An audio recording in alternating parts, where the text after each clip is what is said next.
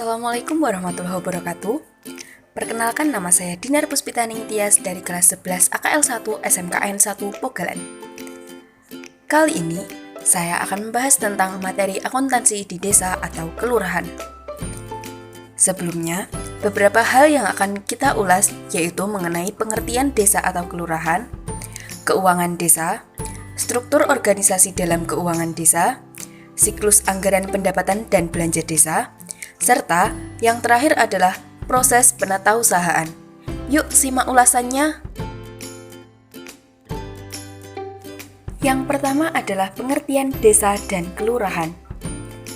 Desa adalah kesatuan masyarakat hukum yang memiliki batas wilayah yang berwenang untuk mengatur dan mengurus urusan pemerintahan, kepentingan masyarakat setempat berdasarkan prakarsa masyarakat, hak asal-usul, dan atau hak tradisional yang diakui dan dihormati dalam sistem pemerintahan negara Kesatuan Republik Indonesia. Hal tersebut sesuai dengan Undang-Undang Nomor 6 Tahun 2014. Sedangkan pengertian kelurahan adalah suatu wilayah kerja lurah sebagai perangkat daerah kabupaten dan atau daerah kota di bawah kecamatan, yang mana pengertian tersebut sesuai dengan Undang-Undang Nomor 22 Tahun 1999. Dalam praktiknya, tentu saja terdapat perbedaan di antara keduanya, yaitu dilihat dari mata pencaharian penduduk. Mayoritas penduduk desa memiliki mata pencaharian agraris dan lebih homogen, sedangkan penduduk kelurahan mayoritas memiliki mata pencaharian di sektor jasa atau industri dan lebih heterogen. Cara pemilihan kepemimpinan di desa dan kelurahan juga berbeda. Kepala desa dipilih langsung oleh masyarakat, sedangkan lurah ditunjuk oleh kepala daerah. Perbedaan lainnya yaitu dalam hal regulasi keuangan. Pengelolaan keuangan desa mengacu pada Permendagri 113 tahun 2014, sedangkan pengelolaan keuangan di kelurahan mengacu pada Permendagri nomor 13 tahun 2006 beserta perubahannya.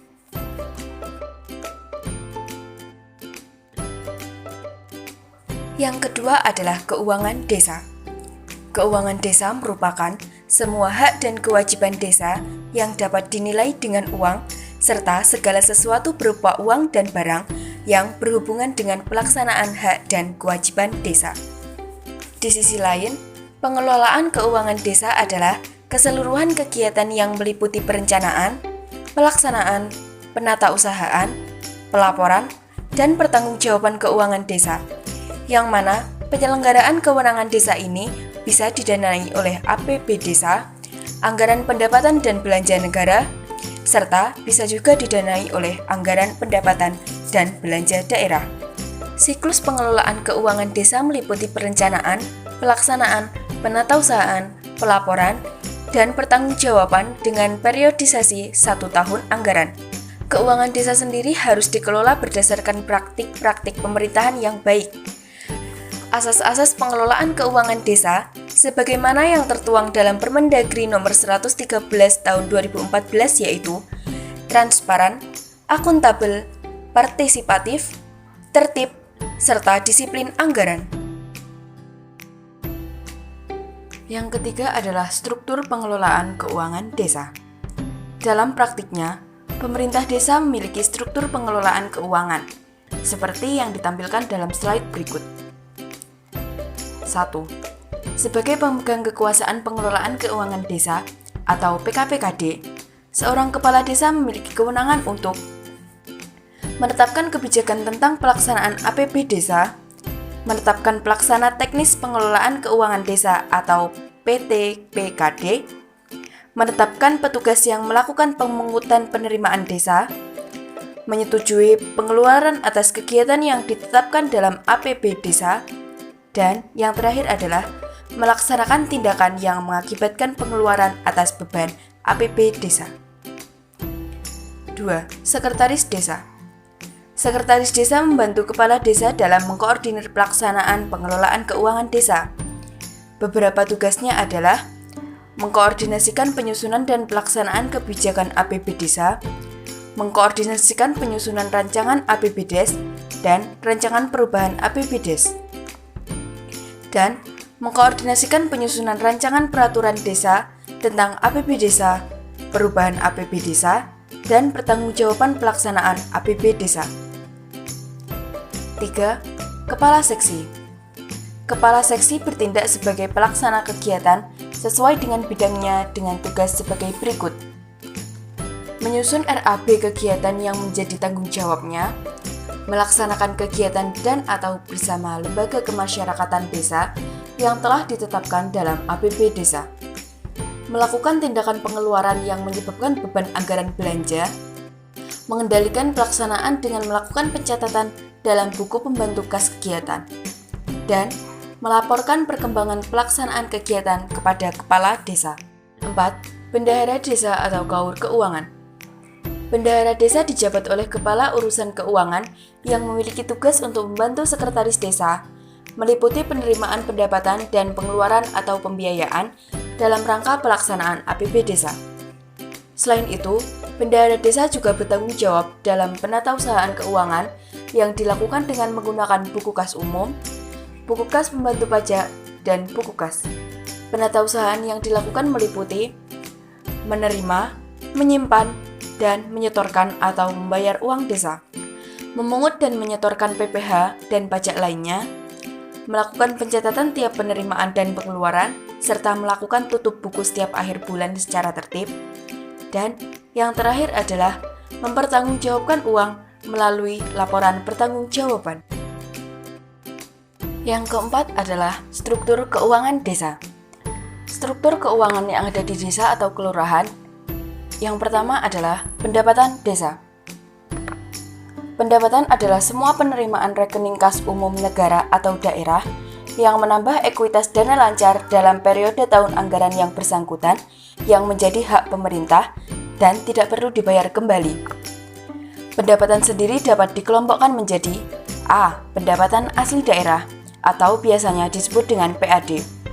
Beberapa pendapatan yang masuk dalam kelompok PAD adalah pajak daerah, retribusi daerah, hasil pengelolaan kekayaan daerah yang dipisahkan, dan lain-lain PAD yang sah. B. Dana perimbangan atau biasanya disebut dengan pendapatan transfer. C. Lain-lain pendapatan daerah yang sah. Yang kedua adalah belanja desa. Belanja desa adalah semua pengeluaran dari rekening kas umum negara atau daerah yang mengurangi ekuitas dana lancar dalam periode tahun anggaran bersangkutan yang tidak akan diperoleh pembayarannya kembali oleh pemerintah. Terdapat dua kewenangan Satker dalam transaksi belanja, di antaranya A. Belanja tidak langsung. Transaksi yang masuk dalam kategori belanja tidak langsung adalah belanja pegawai. B. Belanja langsung.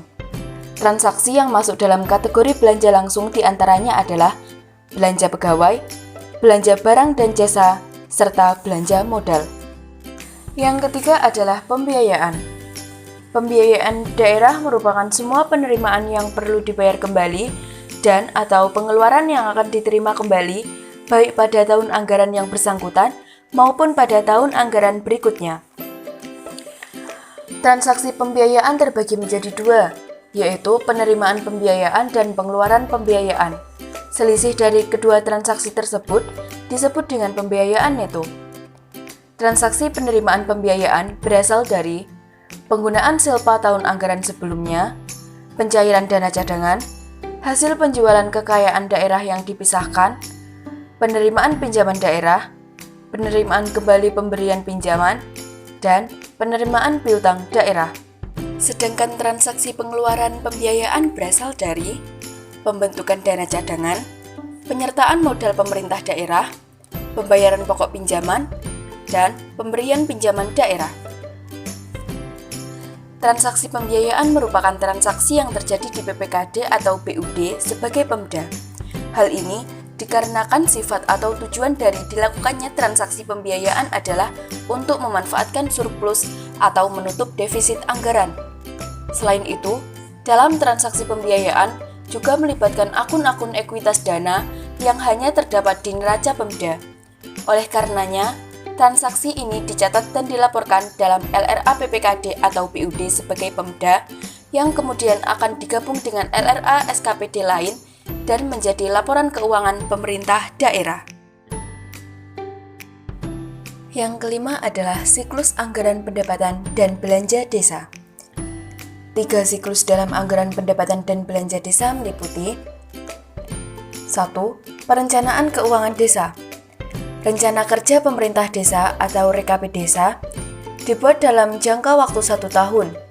RKP desa menyoroti perencanaan sumber daya, kontribusi biaya, dan berbagai tanggung jawab dalam menjalankan tugas pemerintahan. 2. Penganggaran keuangan desa.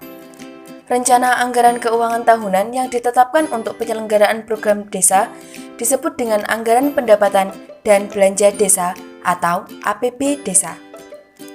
Yang terakhir, pelaksanaan keuangan desa. Pelaksanaan keuangan desa merupakan penerimaan dan pengeluaran desa yang dilakukan melalui rekening kas desa pada bank tertentu yang ditunjuk oleh bupati atau wali kota. Yang keenam yaitu penata usahaan. Penata usahaan merupakan kegiatan pencatatan transaksi keuangan desa berupa pengeluaran dan pemasukan yang dilakukan oleh bendahara desa.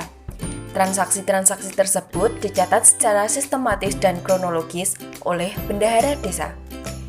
Bendahara akan mencatat penerimaan dan pengeluaran tunai pada buku kas umum dan membuat kwitansi sebagai bukti transaksi atau tanda terima.